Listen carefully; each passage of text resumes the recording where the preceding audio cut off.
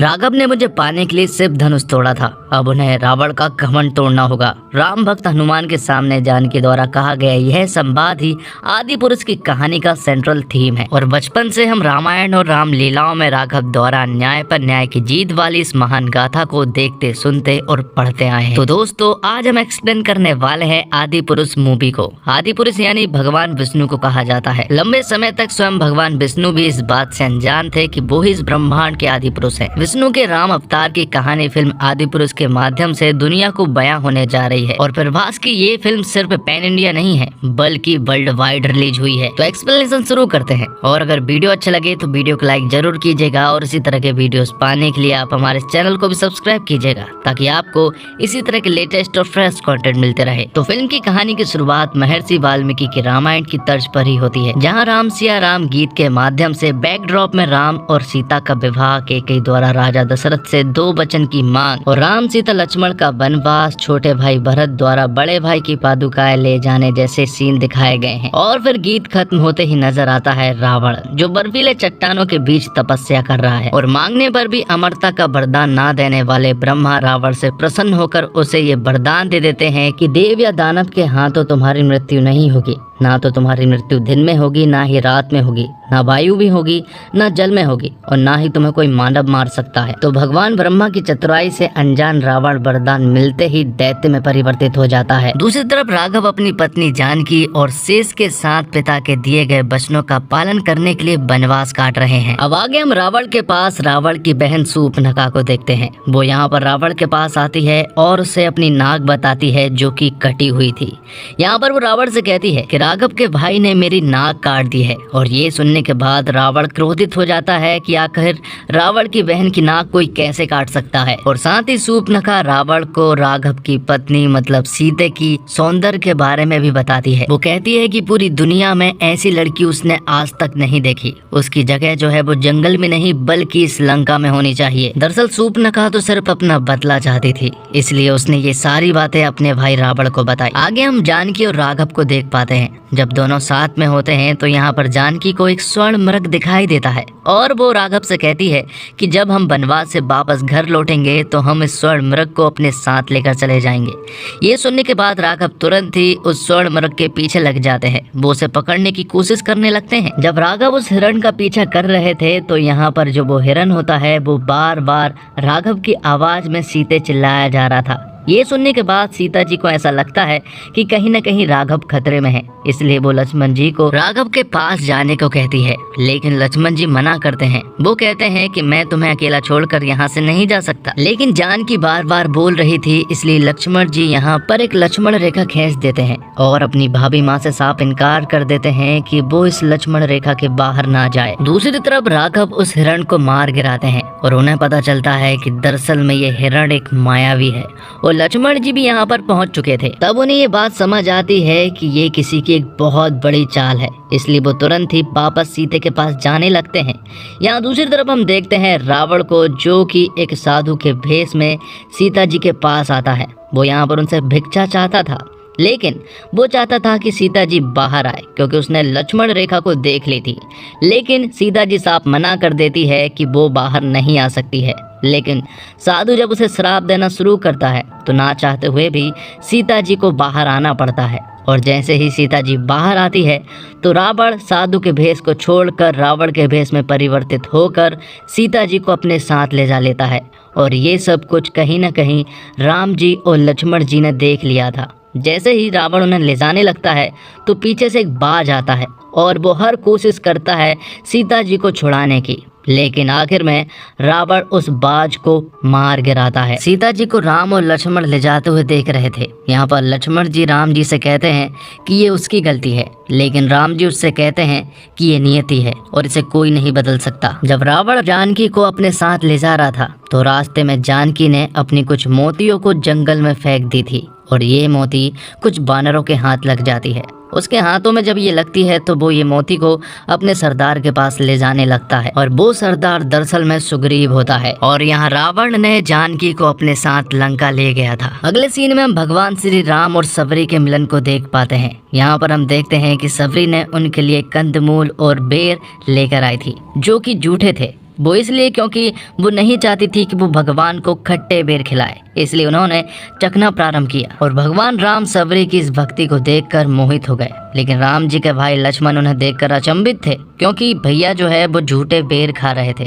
इस पर भगवान राम ने लक्ष्मण को समझाया कि ये झूठे बेर सबरी की भक्ति है और इसमें उनका प्रेम है। और सबरी ने सालों से जो भगवान राम की तपस्या और भक्ति की थी वो सफल रही, क्योंकि उनका सिर्फ भगवान राम से मिलने का एक सपना था। अब सुग्रीव को भी ये बात मालूम चल गई थी कि भगवान श्री राम सीते को ढूंढते हुए जंगल में आ चुके हैं। और ये बात जब हनुमान जी को मालूम चलती है तो वो तुरंत ही जंगल में भगवान श्री राम की खोज में निकल जाते हैं। उन्हें भगवान श्री राम मिल भी जाते हैं, लेकिन वो पूरी तरह से संदेह में थे कि शायद ये भगवान श्री राम ना हो, इसलिए वो उनकी परीक्षा लेते हैं। और आखिर में उन्हें मालूम चलता है कि यही मेरे असली भगवान श्री राम है। तब राघव के कहने पर हनुमान जी उन्हें सुग्रीव के पास ले जाते हैं, क्योंकि उन्हें एक विशाल सेना चाहिए थी।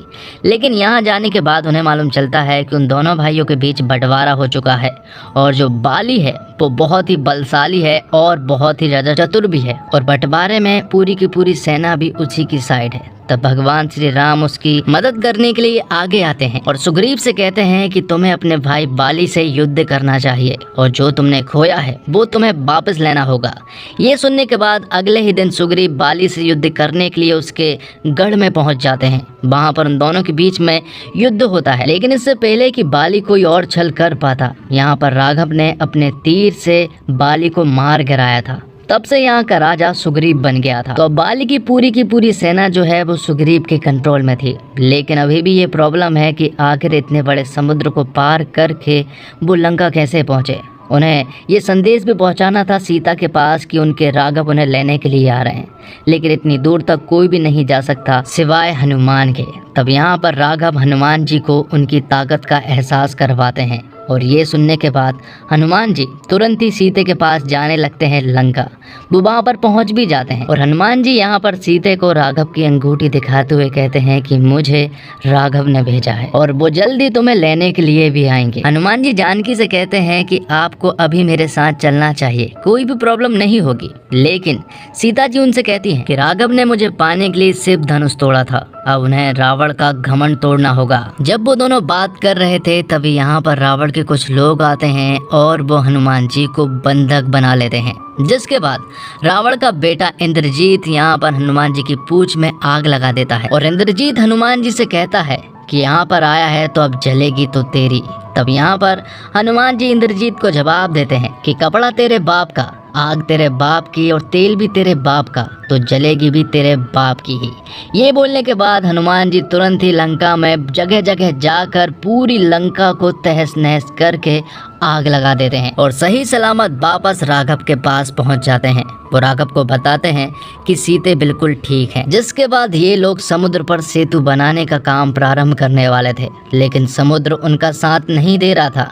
तब यहाँ पर राघव ने अपना धनुष से एक ब्रह्मास्त्र निकाला और वो पूरे के पूरे समुद्र को सुखाने वाले थे, क्योंकि वो उनकी मदद नहीं कर रहे थे, क्योंकि राघव न्याय के मार्ग पर चल रहे थे। राघव यहाँ पर तीर छोड़ने ही वाले थे कि तभी समुद्र देवता सामने आते हैं, और सामने आते ही यहाँ पर समुद्र देवता राघव से क्षमा मांगते हैं। वो उनसे कहते हैं सेतु निर्माण के लिए पत्थर पर अपना नाम लिखकर उस पत्थर को समुद्र में फेंक दीजिए, मैं उस पत्थर को डूबने नहीं दूंगा। जब समुद्र देवता ने ये सब कुछ कहा तो यहाँ पर पूरी की पूरी सेना यही करने लगती है। वो पत्थर पर श्री राम लिखते और समुद्र में फेंकते जाते। इस तरह से सेतु का निर्माण शुरू हो जाता है और धीरे धीरे करके वो एक बहुत बड़ा सेतु का निर्माण करना प्रारंभ कर देते हैं। फिर अपनी पूरी की पूरी सेना को लेकर वो लंका जाने लगते हैं। और अब राघव की सेना के साथ विभीषण भी जुड़ गया था, क्योंकि विभीषण को मालूम चल गया था कि रावण जो है वो अन्याय कर रहा है, इसलिए वो सच्चाई के मार्ग पर चलना चाहता है। इसलिए विभीषण राघव के साथ हो जाता है और हर वो बारीक चीज वो रावण के बारे में राघव को बता देता है जो कि उन्हें जानना चाहिए। तो राघव की सेना जैसे ही लंका पहुंचती है तो वहां पर अगले दिन युद्ध प्रारंभ हो जाता है। ये युद्ध बहुत ही कमाल का था, जिसमें रावण की पूरी फौज राघव की सेना के ऊपर अटैक करती है। लेकिन आखिर में इस युद्ध का परिणाम ये निकलता है कि इंद्रजीत के नाग अस्त्र से यहाँ पर लक्ष्मण जी को वो डस लेता है, जिससे कि उनकी जान जाने लगी थी और अब उनके बचने का कोई भी रास्ता नहीं था। और ये सब कुछ भगवान श्री राम होता हुआ नहीं देख सकते और इसका उपाय सिर्फ एक ही इंसान बता सकता है और वो था विभीषण। विभीषण यहाँ पर राघव को बताता है कि लक्ष्मण जी को बचाने का सिर्फ एक ही तरीका है और वो है संजीवनी। इसके बारे में हमने बहुत सुना है, लेकिन ये बहुत दूर एक पर्वत पर स्थित है और उसकी पहचान करना भी बहुत मुश्किल है। हनुमान जी को उनकी पहचान तो करा दी जाती है, लेकिन जैसे ही वो उस पर्वत पर पहुंचते हैं तो वहां पर ऐसे कई सारे संजीवनी की तरह दिखने वाले पौधे थे और हनुमान जी ऐसा कोई भी रिस्क नहीं लेना चाहते थे कि जिसकी वजह से लक्ष्मण जी की जान जाए। इसलिए वो पूरे के पूरे पर्वत को ही उठा ले आते हैं जहाँ पर संजीवनी की पहचान की जाती है और उसकी जड़ी बूटी से वो लक्ष्मण जी को बचा लेते हैं। अब आगे ऐसी कोई भी गलती ना हो इसलिए युद्ध की वो प्लानिंग करने लगते हैं। विभीषण यहाँ पर राघव को बताता है कि इंद्रजीत को रोकने का सिर्फ एक ही तरीका है, क्योंकि इंद्रजीत उनके ऊपर बहुत भारी पड़ रहा था। वो उन्हें बताता है स्वर्ण झील के बारे में कि अगर इंद्रजीत स्वर्ण झील में एक बार स्नान कर लेता है उसके बाद उसे हराना असंभव है। इसलिए अगर उसे हराना है तो हमें स्वर्ण झील में जाने से पहले ही उसे पानी में ही मारना होगा। साथ ही विभीषण यहाँ पर रावण के यज्ञ के बारे में भी बताता है कि अगर वो यज्ञ पूरी तरह से सक्सेसफुल हो गया तो वो बहुत ही ज्यादा शक्तिशाली हो जाएगा। साथ ही यहाँ पर विभीषण कुंभकर्ण के बारे में भी बताता है। वो कहता है कि कुंभकर्ण इतना ज्यादा शक्तिशाली है कि वो पूरी पृथ्वी को अपनी हाथ से ही घुमा सकता है, लेकिन प्रॉब्लम ये है कि वो सिर्फ 6 महीने में ही जागता है, लेकिन किसी कारणवश उसे उठाया जा सकता है। जिसके बाद युद्ध प्रारंभ होता है और राघव की पूरी सेना 3 तरह से अटैक करना शुरू करती है, जहां पर एक टुकड़ी इंद्रजीत के पास जाती है जिसका नेतृत्व लक्ष्मण जी कर रहे थे, जिनके साथ सुग्रीव और विभीषण भी शामिल थे। दूसरी तरफ रावण ने कुंभकर्ण को भी जगा दिया था, तो यहाँ पर हनुमान जी भी कुंभकर्ण से लड़ रहे थे, लेकिन कुंभकर्ण कहीं न कहीं हनुमान जी के ऊपर भारी पड़ रहा था। जिसके बाद हम देखते हैं इंद्रजीत और लक्ष्मण जी की फाइट को। यहाँ पर लक्ष्मण जी ने इंद्रजीत को पानी के अंदर लेकर उसे मार दिया था। साथ ही यहाँ पर कुंभकर्ण ने पूरी के पूरे सेना के बीच उत्पात मचा के रखा था। ये देखने के बाद राघव जी ने एक बार से कुंभकर्ण को मार गिराया था। अब आखिर में सिर्फ रावण बचता है और रावण हर बार ऐसा करता है कि वो शुरुआत में युद्ध करने के लिए नहीं जाता है, पहले वो अपने भाई और सेना को आगे करता है और आखिर में अपनी एंट्री लेता है। और रावण को इस फिल्म में बहुत ही ज्यादा शक्तिशाली दिखाया है। उसके अंदर इतनी सारी सुपर पावर है कि मार्वल का कोई सुपर हीरो भी उसके सामने फेल रहे। और अगर ये असली रावण की बात हो रही है तो सचमुच ही सारे सुपर हीरो फेल हैं, लेकिन इनके ऊपर सुपर हीरो का भी एक सुपर हीरो है जिसको हम भगवान श्री राम कहते हैं। आखिर में राघव और रावण का युद्ध दिखाया जाता है जो कि काफी एपिक बैटल था, लेकिन आखिर में भगवान श्री राम रावण को मारने में कामयाब हो जाते हैं और आखिर में अपनी जानकी को राघव छुड़ा लाते हैं। तो दोस्तों, बहुत कठिन होता है कठिन समय में भी सहज रहना, सरल बने रहना उसमें भी दुष्कार है, विशेषकर तब जब पिता राज रहा हो, भाई हर बात मानने को तैयार रहता हो और पत्नी का सुख इसी में हो कि वह वही रहे जहाँ पति की छाया रहे। राम कथा मनुष्य को सहज होना सिखाती है। ये यह भी सिखाती है कि तमाम धन संपत्ति सुख ऐश्वर्य आदि पाकर भी सरल बने रहना हो तो इसकी कुंजी कहाँ है। और ये कहानी राम सीता लक्ष्मण हनुमान और रावण की कहानी नहीं है, ये कहानी उन्होंने राघव जानकी शेष बजरंग और लंकेश की बुनी है। और इंटरवल तक ही फिल्म सुंदरकांड पार कर जाती है और इसके बाद का लंका कांड अपने आप में किसी कांड से कम नहीं है। और आदि पुरुष इस साल की सिनेमा प्रेमियों के लिए रामायण के रूप में एक तोहफे के रूप में पेश की गई है। राम सीता की कहानी को डायरेक्ट ओम रावत ने थोड़ा मॉडर्न टच देने का प्रयास किया है और शायद यही वजह भी है कि फिल्म तमाम तरह की हाई वीएफएक्स और कंप्यूटर जनरेटेड इमेज से लवरेज दिखती है। और फिल्म का सबसे मजबूत पक्ष इसका वीएफएक्स है। हालांकि वीएफएक्स का इस्तेमाल इतना ज्यादा है कि एक पॉइंट पर यह कहानी और किरदार दोनों पर हावी हो जाता है। रावण रामायण का विलन था, लेकिन उसकी छवि में कोई सकारात्मक पक्ष में हमने अब तक की रामायण में देखे हैं। आदि पुरुष का रावण आज के दौर का विलन सा लगता है। सोने की लंका का प्रेजेंटेशन हम भारतीयों के लिए आकर्षक और कोहतुल जैसी रही है, लेकिन यहाँ उस लंका को देखकर डर लगता है। रावण का सांप से मसाज करना थोड़ा अल्ट्रा मॉडर्न प्रेजेंटेशन है। हाँ, फिल्म में कुछ सीन ऐसे हैं जिसका विजुअल इफेक्ट देखकर आप स्क्रीन से नजर नहीं हटा पाएंगे। खासकर आखिर में राम और रावण की लड़ाई वो 15 मिनट का ट्रीट सा है। और फिल्म का म्यूजिक बैकग्राउंड दमदार है। राम सेतु बनाने के दौरान जिस तरह से म्यूजिक का इस्तेमाल होता है वो रोंगटे खड़ा करता है। वहीं फिल्म के 2 गाने राम सिया राम और जय श्री राम ये ही दमदार हैं। एक गाना जहां राम और सीता के प्रेम को फिल्माया गया है, इसके शब्द कुछ खटकते हैं और आदिपुरुष के फर्स्ट लुक को काफी आलोचनाओं का सामना करना पड़ा था और उसके बाद उसकी काफी बदलाव किए गए थे, मगर मूल चीजें जस की जस रह गई।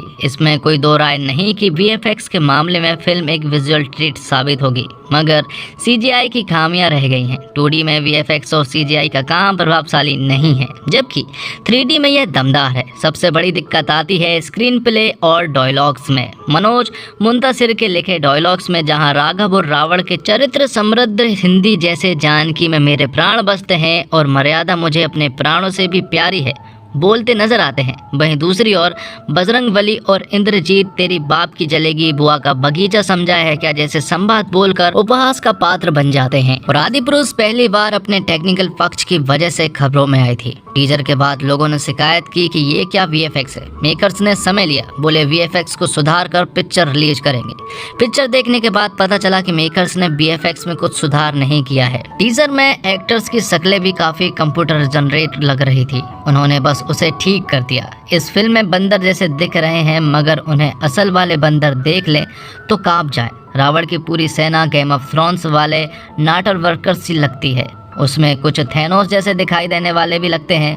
और सुग्रीव और बाली ने अपने गले में एक माला पहनी हुई थी जो कि ब्लैक पैंथर की नकल है। इस फिल्म में 2 ऐसी चीजें हैं जो इस फिल्म को थोड़ी बहुत देखने लायक बनाती है, वो है अजय अतुल का बनाया गया जय श्री राम गाना और बैकग्राउंड म्यूजिक। फिल्म में अपने कई कमजोर सीन में बैकग्राउंड स्कोर की मदद लेती है। और दूसरी चीज है सैफ अली खान। सैफ रावण को भरपूर खतरनाक और डरावना बनाने की कोशिश करते हैं, काफी हद तक इसमें सफल भी हो जाते हैं, मगर फिल्म उन्हें लेट डाउन करती है।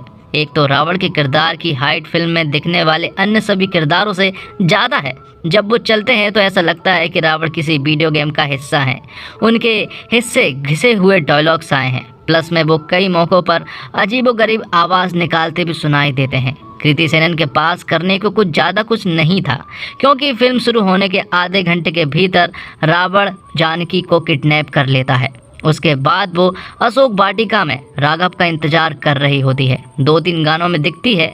अगर उन्हें मौके मिलते तो वो फिल्म को बेहतर बनाने में जरूर मददगार साबित होती। और लक्ष्मण जी के किरदार में सन्नी शर्मा ऐसे लगते हैं कि मानो मन में स्वीकार कर चुके हों कि ये उनकी फिल्म नहीं, वो प्रभास की फिल्म के सपोर्टिंग रोल कर रहे हैं। और देवदत्त नागे ने हनुमान का किरदार निभाया है। वो शारीरिक रूप से इस किरदार पर पूरी तरह सूट करते हैं। फिल्म में उनके हिस्से जो कॉमेडी वाले सीन रखे गए हैं, भले वो फिल्म पर सूट नहीं करे, मगर नागे उसमें अच्छे लगते हैं। आदिपुरुष को नए जमाने की रामायण के तौर पर पेश करने की कोशिश की गई थी, मगर वो चीज बिल्कुल ही उस दिशा में नहीं जा पाई। कुल मिलाकर बात यह है कि आदिपुरुष में देखने लायक कुछ नहीं है, क्योंकि बहुत कुछ दिखाई ही नहीं देता। फिल्म अंधेरी लगती है, ऐसा लगता है आदिपुरुष को डीसी ने बनाया है या फिर फिल्म उनकी खामियों को छुपाने की कोशिश कर रही है। आदिपुरुष एक औसत से नीचे की फिल्म है, जिसे आप नहीं देखें तब भी ज्यादा कुछ मिस न करने का मलाल नहीं रहेगा। और तानाजी फिल्म के लिए नेशनल अवार्ड पा चुके ओम रावत ने आज के यूथ के लिए रामायण बनाई है। फिल्म में भी रावण का अवतार ओल्ड ट्रेडिशनल ना होकर अल्ट्रा मॉडर्न सा लगता है। फिल्म भले ही अपने टेक्निकल एक्सपेक्ट में खरी उतरती हो, लेकिन इसके स्क्रीन प्ले में कई लूप होल साफ नजर आते हैं। मसलन रामायण की कहानी कईयों के लिए इमोशन है, लेकिन यहाँ फिल्म देखने के दौरान वही फैक्टर मिसिंग सा लगता है। कहानी कई जगह ऐसी लगती है मानो फेसबुक या व्हाट्सएप के फॉरवर्ड मैसेज देखकर स्क्रिप्ट का ताना बाना बुन गया है। कुछ डायलॉग्स तो पूरी तरह व्हाट्सएप की भाषा के तर्ज पर लिखे गए हैं, जैसे तेरे बाप की जलीब तेरे बुआ का बगीचा नहीं है जैसे आज के स्लैग या एक पौराणिक कथा के कितने को पसंद आएंगे, ये देखने वाली बात होगी। राइटिंग इस फिल्म का कमजोर पक्ष साबित होता है। और इसी के